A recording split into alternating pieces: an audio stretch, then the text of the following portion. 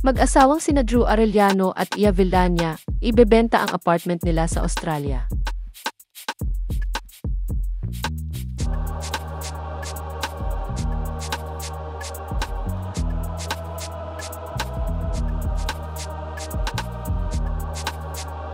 Nagdesisyon na ang mag-asawang sina Drew Arellano at Ia Villania na ibenta ang pag-aari nilang apartment sa Sydney, Australia.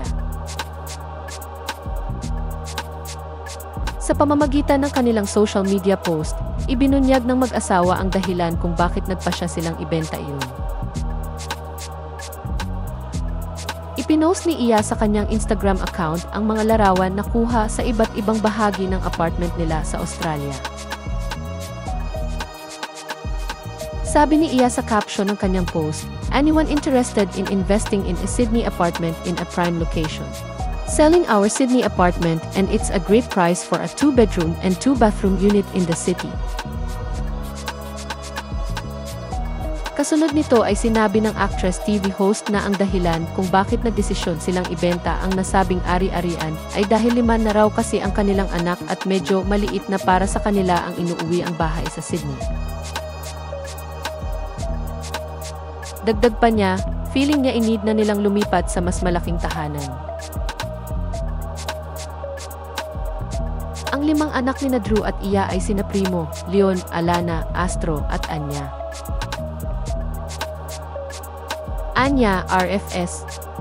Simply because we need something a little bigger because, hello. 5 children. Sinabi rin ni Ia na tanging Australian citizen o permanent Australian resident lang muna ang maaring makabili ng apartment nila, unless willing ang foreigner na buyer na dumaan sa costly and grueling process of applying for exemption through the Foreign Investment Review Board na hindi na irekomenda ng kanyang agent. Nagbigay rin si Ia ng ilang detalye tungkol sa naturang ari-arian. Ito naman ang paalala ng actress TV host sa mga potential buyers. "This is still an off-the-market opportunity, but by next week, it will be on the market already, meaning, open to more buyers leading to more competition in purchase for those interested. So, act fast."